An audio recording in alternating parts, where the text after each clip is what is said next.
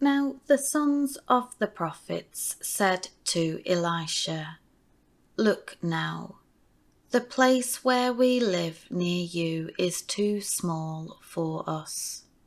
Please let us go to the Jordan River, and let each man take from there a beam for the building, and let us make a place there for ourselves where we may live." And he answered, "Go." Then one said, "Please be willing to go with your servants." So he answered, "I shall go."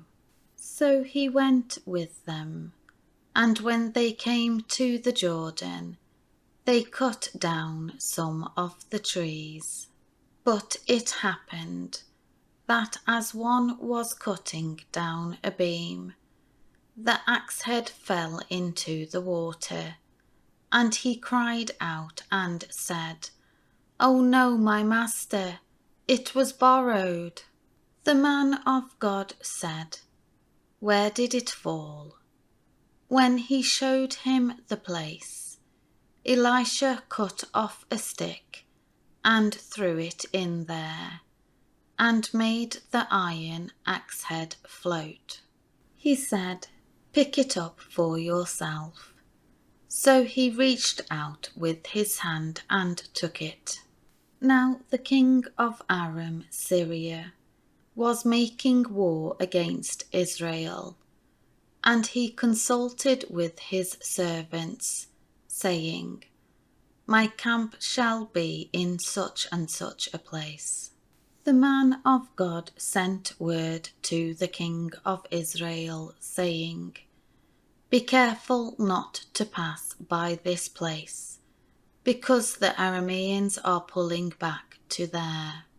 Then the king of Israel sent word to the place about which Elisha had warned him. So he guarded himself there repeatedly.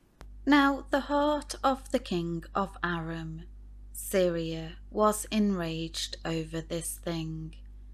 He called his servants and said to them, "Will you not tell me which of us is helping the king of Israel?"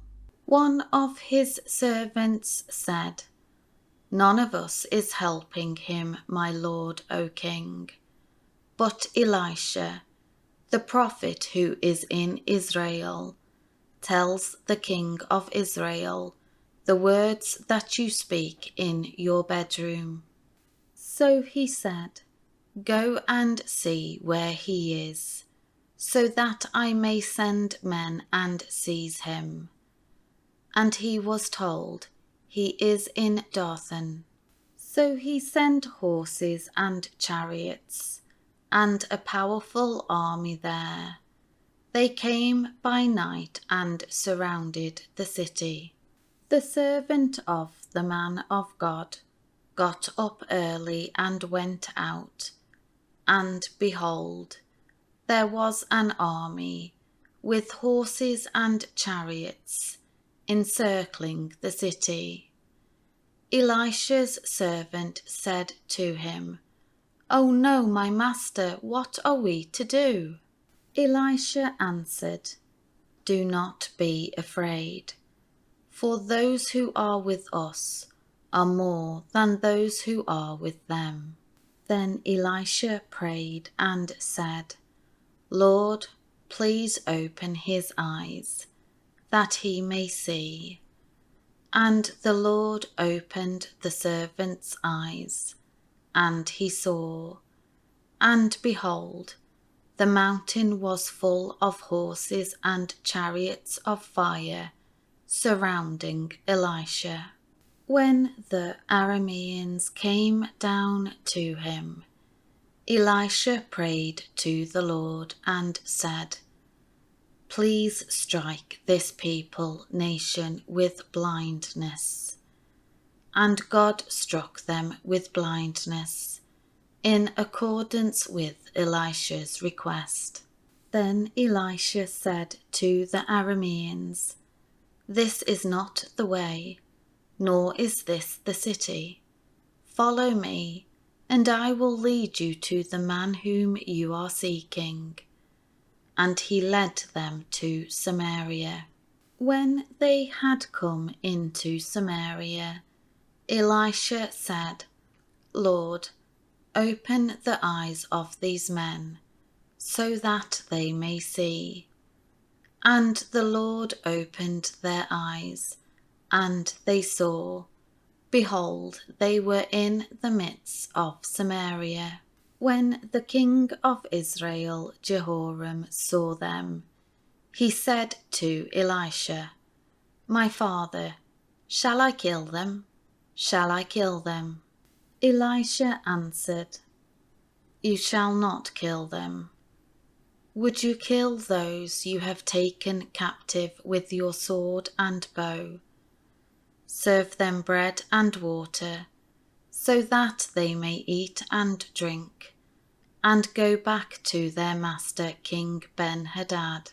So the king prepared a great feast for them, and when they had eaten and drunk he sent them away, and they went to their master.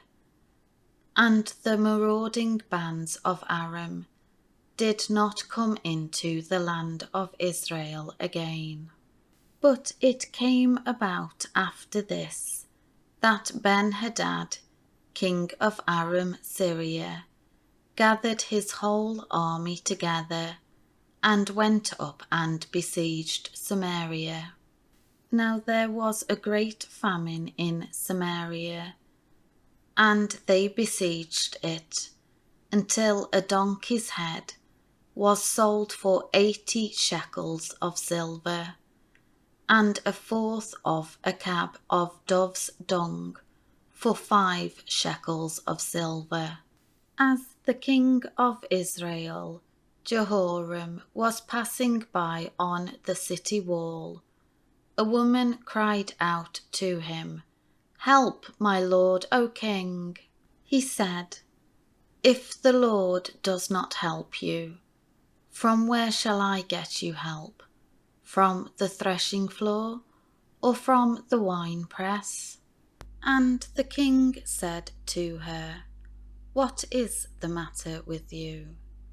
She answered, "This woman said to me, 'Give your son, so we may eat him today, and we will eat my son tomorrow.'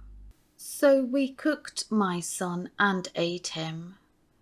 The next day I said to her, 'Give your son, so that we may eat him.' But she had hidden her son." When the king heard the woman's words, he tore his clothes.